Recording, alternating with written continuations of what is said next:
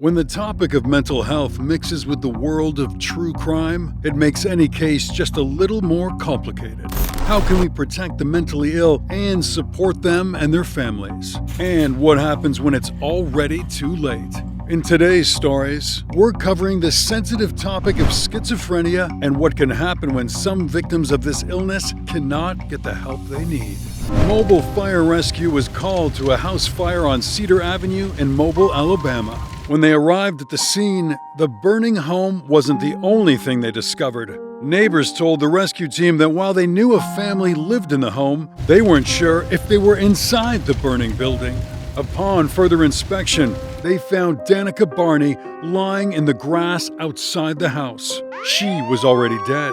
After police arrived at the scene, an investigation began, and it soon became clear that Barney's death wasn't the result of the fire, but a homicide. Neighbors reportedly heard gunshots at the property around an hour before the emergency services arrived to try and save the burning building.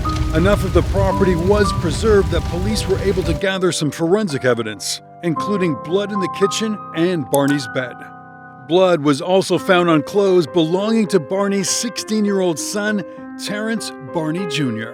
According to family members, Barney Jr. was diagnosed with schizophrenia and hadn't been taking his prescribed medication for some time. He allegedly had a bad episode just a few days before his mother's passing, according to his sister, Kristen Howard. He was at my grandmother's house, and he was hearing voices and telling him someone was getting him, and he was very paranoid. He had knives. They ended up hiding the knives in her home. She says Terrence Jr. had a recent episode days before this and was taken to the ER, but the hospital allegedly didn't admit him. As the investigation continued, more and more evidence pointed to Terrence being the cause of the fire and his mother's demise. Another house fire had broken out just 2 years prior on Christmas Eve, which Barney was able to escape from unharmed. Barney Jr. has been charged with arson and homicide, and his family has expressed their shock at what he's accused of. Howard stated that Barney Jr. has always been a good kid, and for him to do something like this is totally unexpected and out of character. She believes the tragedy must be linked to his mental health and that something possibly happened to trigger another episode. Barney was known as Pebbles by her family and close friends and accomplished a lot in her life that was tragically cut short. Having completed 2 master's degrees, Barney was an Air Force veteran and formerly worked as a social worker. She was known as a hard worker and loving mother. Barney Jr. was her youngest child and only son, and said to be her pride and joy. Zephaniah McLeod pleaded guilty to manslaughter at a court hearing in June 2021. The 28-year-old from Selly Oak in Birmingham, England, gave his plea during his hearing at Birmingham Crown Court, which he attended via video link from Ashworth Hospital, a high-security psychiatric hospital. In the early hours of September 6, 2020, several people sustained stab wounds across the city of Birmingham. Over 90 minutes, emergency services were called to attend attacks on 8 people at 4 different locations. A total of 14 ambulances were called out to assist. Jacob Billington was visiting friends studying at Birmingham University when on his way back to his hotel room, he and another friend were targeted by McLeod. Billington sustained fatal injuries to his neck, while his companion, Michael Callahan, was also seriously injured. The two were childhood friends, and Callahan still vividly remembers the details of that awful moment. My memory is that I heard a scream, which must have been Jacob, and then put my hand to my neck, and I could feel the wounds. A 30-year-old man and a woman in her early 20s were also taken to hospital for life-saving treatment. 5 other victims were later discharged from the hospital after they received treatment for less serious injuries. After spending 3 weeks in an induced coma, Callahan is slowly recovering from his injuries. Sadly, Jacob Billington lost his that night. Billington was 23 years old and originally from Liverpool. He'd previously graduated from Sheffield Hallam University and continued to work there as an intern and a drummer in a band he had with his friends. In a statement, his family described him as the light of their life, someone with a witty sense of humor and loved by every person he met. Since his arrest, McLeod has been diagnosed with paranoid schizophrenia. With this in mind, his plea came on the grounds of diminished responsibility. According to the prosecution, this was a plea accepted by the prosecution, defense, and the judge. It's expected that McLeod will be sentenced in late September 2021. In the meantime, he will continue to receive extensive psychiatric evaluations. He is yet to give a reason or motive for his crime. The debate around capital punishment has been raised in South Dakota after a 24-year-old man confessed to killing his mother, Carol Simon, and nephew, Braden Otto.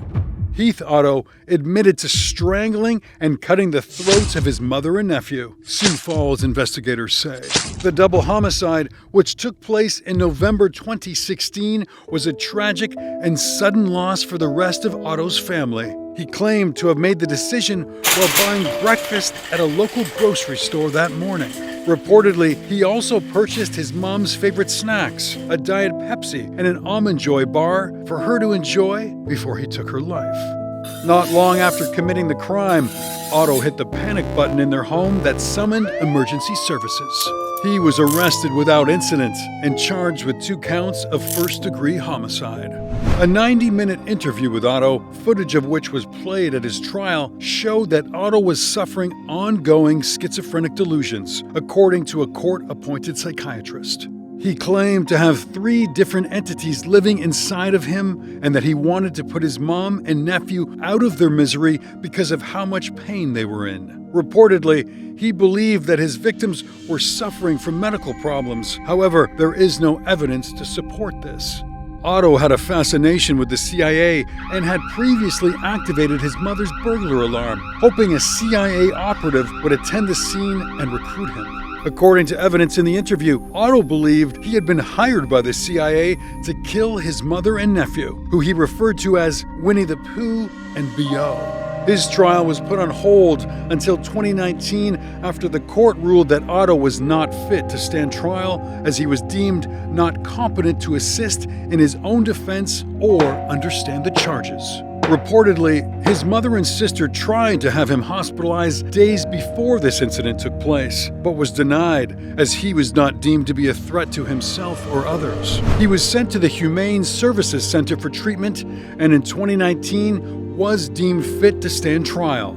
Having received treatment, he was capable of understanding his past actions and hallucinations. Despite overwhelming evidence that Otto was suffering from some kind of psychological break, his family was told that a sentence of capital punishment was on the table, a decision that his sister, Alicia DeNicker, was strongly against. How is it right to execute a man with a severe enough mental illness to kill the most loved members of his family?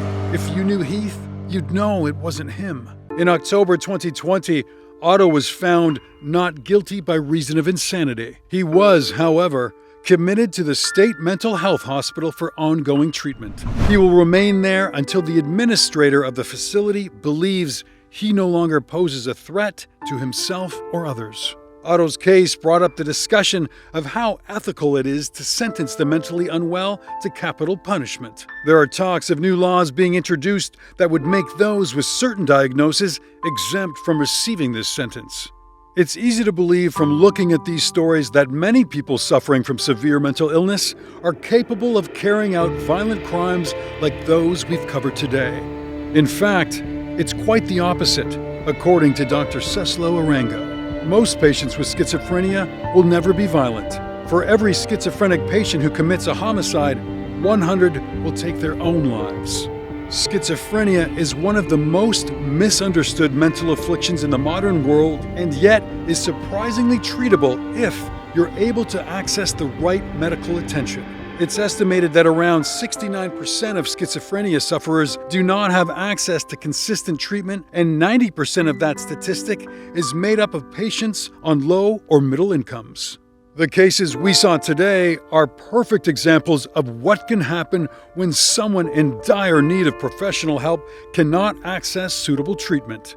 While this does not excuse their actions, It goes to show that for the sake of so many lives, accessible mental health care is needed now more than ever. What do you think of the stories we covered today? Let us know your thoughts down in the comments section. Before you leave, don't forget to like the video and subscribe to the channel.